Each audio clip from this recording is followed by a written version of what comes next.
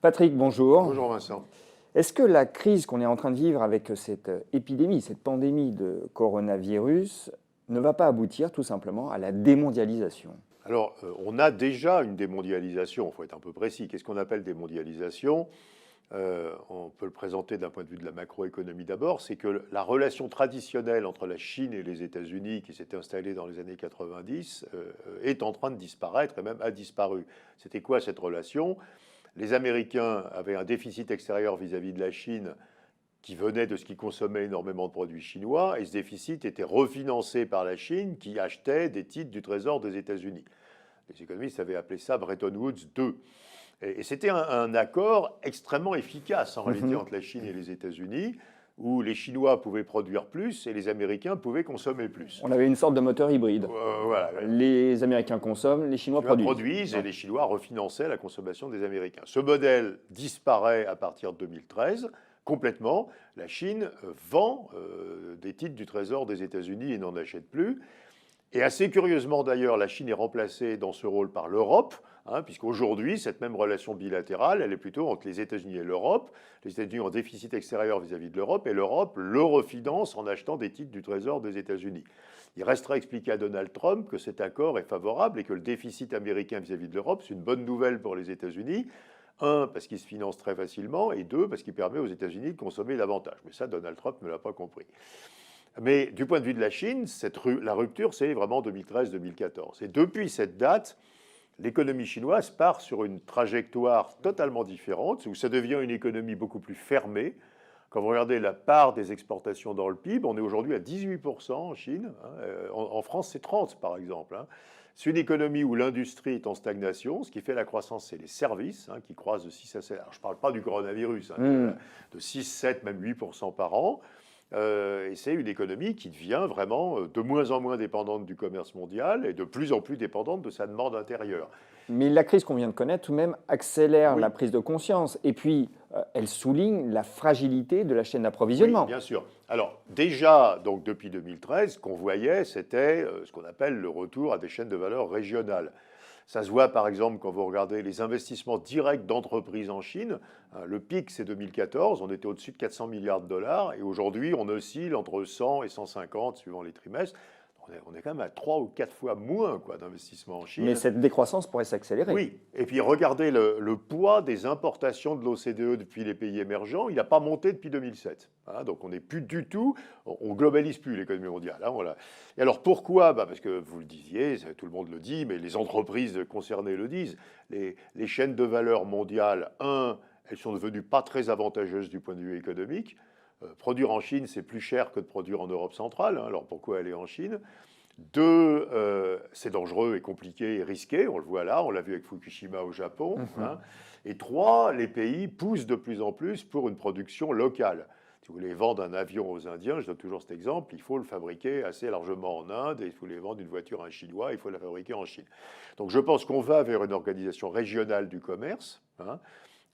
Et cette organisation régionale du commerce, ça veut dire qu'il y aura toujours des multinationales, mais leurs usines en Asie serviront le marché asiatique, leurs usines en Europe le marché européen, et leurs usines dans les Amériques le marché des Amériques. Et cette organisation du commerce-là, elle est très très importante et elle est très défavorable aux pays qui étaient avant intégrés dans les chaînes mondiales. Donc l'Allemagne en Europe, par exemple, la Chine ou la Corée en Asie, ou même le Japon. Et ces pays-là vont souffrir de la Slovaquie, si on prend un pays en Europe centrale, mais peut-être un peu différent. Donc voilà. Et bien sûr, le coronavirus accélère la perception de fragilité.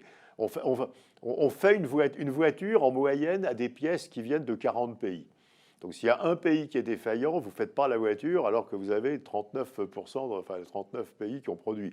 Donc ça, c'est trop risqué. Donc il faut raccourcir les chaînes et il faut les rendre régionales. Et donc je pense que la Chine va donc évoluer encore plus vers une économie fermée, assez décorrélée du reste du monde. Tournée vers les services. Tournée vers les services et tournée vers sa demande intérieure. La contribution de la Chine à la croissance mondiale, vous l'aviez dit et répété, était déclinante. hein. Bah, elle est même négative. Alors, ça dépend comment on la mesure. Vous pouvez la mesurer de façon purement comptable. Donc, vous prenez la croissance du PIB chinois et vous la multipliez par le poids du PIB chinois. Mais ça ne veut rien dire du tout. La vraie contribution de la Chine à la croissance mondiale, c'est l'effet des importations de la Chine sur la croissance du reste du monde. Or, les importations de la Chine ont arrêté d'augmenter depuis plusieurs années. Et donc, comme les importations de la Chine n'augmentent plus, la Chine n'a plus aucune contribution à la croissance mondiale. La croissance chinoise va être tout de même sacrément fragilisée par ce que la Chine vient de vivre ces dernières semaines, puisqu'on a aussi un impact majeur sur les entreprises. On a des taux de défaut. Et sur les services. Et sur les services. Ouais. On a des taux de défaut qui avaient déjà sacrément augmenté Voilà, avant cet épisode sanitaire. Qui augmentent à toute allure, oui, et qui vont continuer à augmenter, Et là, malgré la pression du gouvernement et de la Banque centrale pour que les banques continuent à financer. Et on va avoir une multiplication des défaillances. Oui, on le sait, hein, c'est pour ça qu'à nouveau, quand un pays perd énormément de croissance, comme c'est le cas de la Chine au premier trimestre de 2020, elle perd ensuite durablement de la croissance. On ne récupère jamais la croissance d'avant, et en Chine, on va le voir. D'abord, il y aura encore moins d'étrangers qui viendront s'installer en Chine pour produire. Le poids des exportations dans l'économie va baisser donc encore plus. Et puis, il y a plein d'entreprises qui ont disparu. Et là, vous perdez le capital qui a été accumulé. Donc, il y a de l'épargne qui ne sert plus à rien puisque l'entreprise a fait faillite. Il y a des gens qui devront changer de secteur d'activité.